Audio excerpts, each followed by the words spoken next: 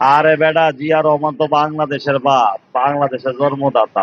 সে যদি ওই স্বাধীনতার ঘোষণা না দিত কালুরঘাট বেতার ভবন থেকে, যদি ছাত্র জনতা, যদি শ্রমিক জনতা, কৃষক জনতা একত্রিত করে যুদ্ধ অংশগ্রহণ না করত, বাংলাদেশে নামে বিশ্ব মানচিত্রে একটি লাল সবুজের পতাকালা দেশ হইতো না।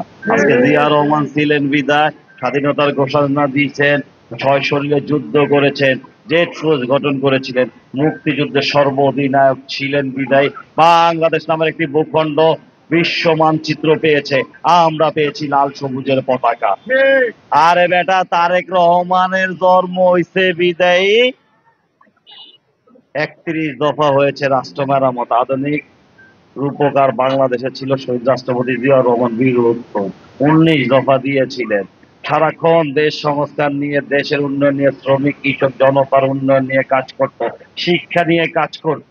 যখন শিক্ষা ব্যবস্থা ধ্বংস করে দিয়েছে কোটার নামে, সংস্কারের নামে, শিক্ষা খাতকে আলু পটল পেঁয়াজ রামদা শিকার পাশের দেশ থেকে বই তৈরি করছিল, বই ছাপানো হয়েছিল, ধ্বংস করেছিল।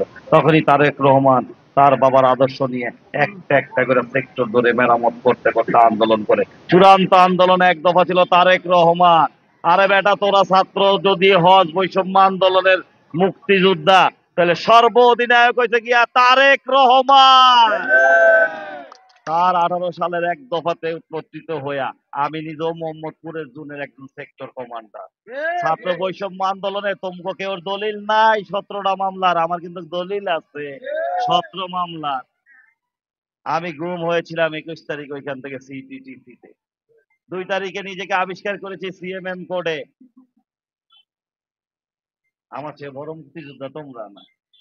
এটারে মুক্তিযুদ্ধ বলো, আর যদি 71-এর মুক্তিযুদ্ধ বলো, জিয়া রহমানের বিকল্প অন্য কেউ নাই। 9 নং সেক্টরে কমান্ডিং দিয়ে সশরীরে যুদ্ধ করতে, সম্মুখে যুদ্ধ করেছে। দেশের প্রয়োজনে তখন জেট ফোর্স গঠন করতে হয়েছিল, জিয়া রহমান করেছে। আজকে জিয়া রহমান মন্তব্য করো বেগা ভোলা। বাবারে, তোমরা এটি কাজ না। তোমরা এখনো বলি, দেশ সংস্কার করবে রাজনৈতিক দল, দেশ মেরামত করবে রাজনৈতিক দল, আর এই মেরামত করার দায়িত্ব দিবে রাষ্ট্রের জনগণ। বাংলাদেশে আপনারা সবাই অবগত, তারেক রহমান বলেছিল টেক ব্যাক বাংলাদেশ। এর অর্থ ছিল আপনাদের বাংলাদেশ আপনাদেরকে টেক ব্যাক দেওয়া। উনি দিয়েছে। উনি স্বৈরাচার মুক্ত করেছে, উনি ফেসিস্ট মুক্ত করেছে, উনি হাসিনাকে পালিয়ে যেতে বাধ্য করেছে চলেছে। আপনাদের বাংলাদেশ আপনাদের। এখন বাংলাদেশের মানুষ নির্বাচিত করবে, ডিসাইড করবে কে রাষ্ট্র ক্ষমতা নিবে, কে রাষ্ট্র পরিচালনা করবে। তোমরা কারা রে বাবা রাষ্ট্র মেরামতের নামে সংস্কার করে? কোন শহীদ কথা বলো? একজনের খবর নেও নাই। এই এলাকাতে 23 জন শহীদের পরিবার আছে, এইখানেও 5 জন শহীদের পরিবার আছে। কোন আহত মুক্তিযোদ্ধাদের খবর নাও বর্তমান? এই ছাত্র আন্দোলনের এই এলাকার থেকে আহত বেশি কেউ নাই। এই সমাবেশে অনেক আহত আছে, যাদের রক্তের উপরে খাড়াইয়া রাষ্ট্র ক্ষমতার ভাগাভাগি কইরা রাষ্ট্রের বিভিন্ন দায়িত্ব পাইয়া যেন থেকে লুইটা পুইটা খাইতে আসো, এরকম দল গঠন করো, প্রোগ্রাম করো, কই পাও টাকা?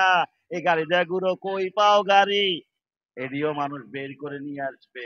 বাবা, অত মানুষ তো চটায়ও না।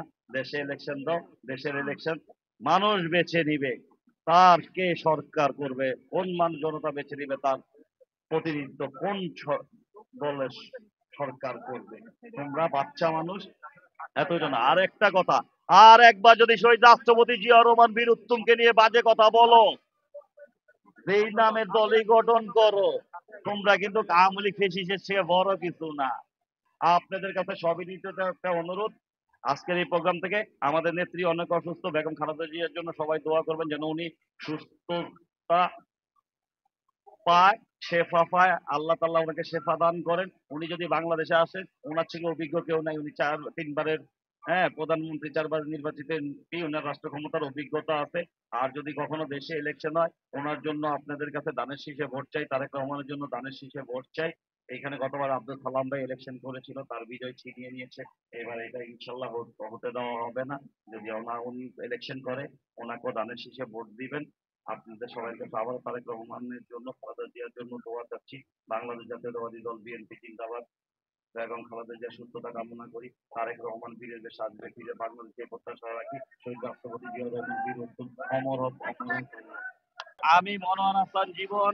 আমার এখানে আমার থানার 1 নম্বর সিনিয়র যুগ্ম আহ্বায়ক জনাব আবুল কালাম আজাদ এবং সিনিয়র যুগ্ম আহ্বায়ক সাধারণ শিকদার, এখানে জাফর আহমেদ সিনিয়র সাধারণ সম্পাদক, সভাপতি আছে আব্দুল সালাম ব্যাপারী, ওলামা দলের সভাপতি আছে কাবির, আছে সাধারণ সম্পাদক মামুন, আদালত থানা আহ্বায়ক সদস্য মনিরুজ্জামান মনির কুমিলা আছে, ব্রাহ্মণবাড়িয়া বিবাড়িয়া সবই আছে, থাকেন।